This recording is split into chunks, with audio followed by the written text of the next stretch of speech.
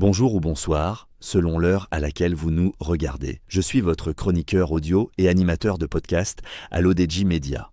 Aujourd'hui, je vais vous lire fidèlement une chronique de Mustapha Sehimi, intitulée « La doctrine de sécurité Trump 2025 et le Maroc », qu'on écoutera ensemble dans ce podcast. L'auteur commence son article ainsi.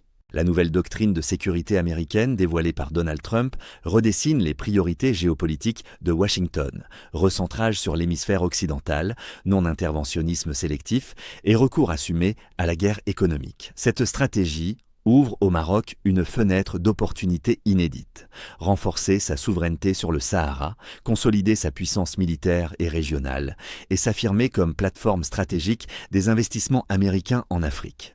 Une recomposition majeure des rapports de force est en gestation. La nouvelle doctrine de sécurité de Donald Trump, rendue publique ces derniers jours à travers la National Security Strategy 2025, NSS, consacre une inflexion majeure de la posture stratégique américaine. Elle repose sur quelques principes cardinaux. Un America First, assumé, et un recentrage strict sur les intérêts américains, la revendication d'une prédominance en Amérique latine et dans l'hémisphère occidental, un non-interventionnisme sélectif adossé à un pragmatisme géopolitique revendiqué, ainsi que la guerre économique érigée en instrument central de politique étrangère et de sécurité. Le document identifie l'Europe comme un continent menacé d'effacement civilisationnel et décline une vision dans laquelle les États-Unis renoncent à leur rôle traditionnel de gardien global de l'ordre libéral pour donner la priorité à l'hémisphère ouest. Une recomposition géopolitique de premier ordre. À Rabat, cette doctrine Trump 2025 est lue avec attention et lucidité. Le Maghreb, dans son état actuel, se caractérise par une instabilité structurelle. Une Algérie fragilisée par la dépendance à une économie mono-exportatrice et une succession politique désormais à ciel ouvert. Une Libye éclatée, fragmentée, difficilement gouvernable. Une Tunisie qui s'enfonce dans une crise politico-économique prolongée. Ce paysage contraste fortement avec le Maroc, qui se distingue par sa stabilité institutionnelle, son ouverture économique, son influence diplomatique et un positionnement atlantico-africain assumé. Le Royaume s'est fixé plusieurs objectifs stratégiques. Faire de la reconnaissance, en décembre 2020, de la marocanité des provinces du Sud par le président Trump, un axe structurant et durable de l'action des administrations américaines. Accélérer et consolider sa montée en puissance militaire pour conforter sa capacité de dissuasion régionale, promouvoir la place du pays comme plateforme africaine des entreprises américaines. Contribuer à la stabilisation de l'Atlantique Sud, du Sahel et de l'Afrique de l'Ouest, enfin se hisser au rang de hub énergétique, gaz, hydrogène, interconnexion électrique, adossé à des projets co-structurants, gazoduc, Nigeria-Maroc, hydrogène vert, offshore Atlantique. Face à la doctrine Trump 2025, Rabat privilégie ainsi un ensemble de piliers déjà esquissés depuis plusieurs années. Le premier renvoie à la consolidation stratégique du dossier national, ancrer la reconnaissance américaine dans le temps long, élargir encore le cercle des soutiens explicites au plan d'autonomie, renforcer la perception du Maroc comme puissance régionale stabilisatrice. Dans cette perspective, l'hypothèse d'un accord de partenariat stratégique de long terme avec Washington ne relève plus de la seule spéculation diplomatique. Il s'agirait également de travailler à une institutionnalisation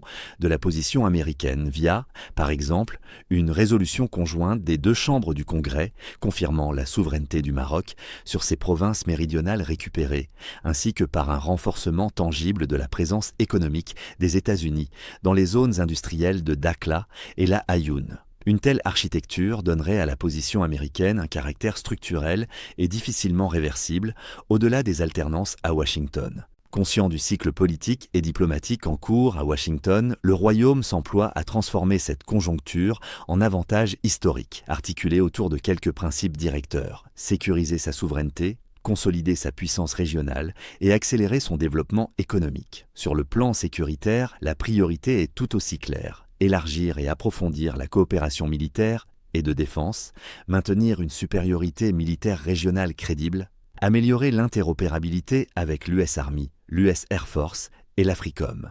La feuille de route signée le 2 octobre 2020 à horizon 2030 constitue le cadre de cette montée en gamme, notamment via l'acquisition de technologies avancées. De quoi conforter le Maroc dans son rôle d'allié sécuritaire incontournable en Afrique du Nord et de l'Ouest. L'ambition marocaine ne se limite pas au champ militaire. La doctrine Trump 2025 évoque explicitement le Maroc comme hub potentiel des investissements américains, avec l'objectif affiché d'atteindre quelques 50 milliards de dollars d'investissement d'ici 2030.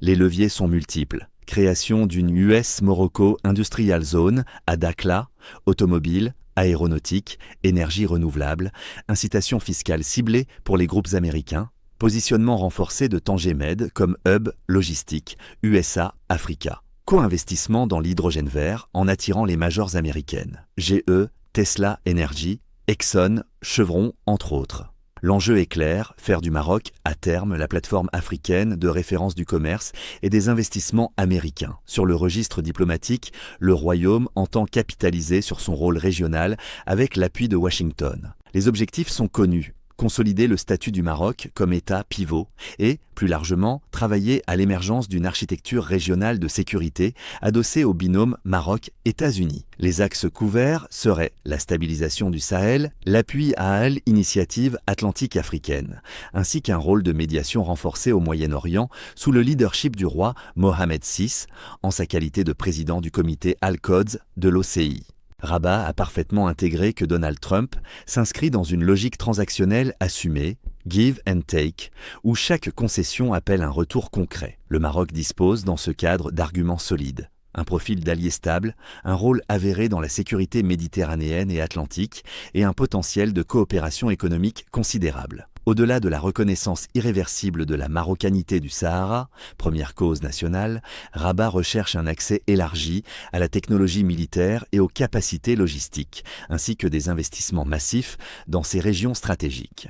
Conscient du cycle politique et diplomatique en cours à Washington, le Royaume s'emploie à transformer cette conjoncture en avantage historique, articulé autour de quelques principes directeurs: sécuriser sa souveraineté, consolider sa puissance régionale et accélérer son développement économique. C'est bien à cette aune que se liera, dans les années à venir, l'impact réel de la doctrine Trump 2025 sur la relation maroco-américaine. Ainsi s'achève cette chronique de Mustapha Sehimi.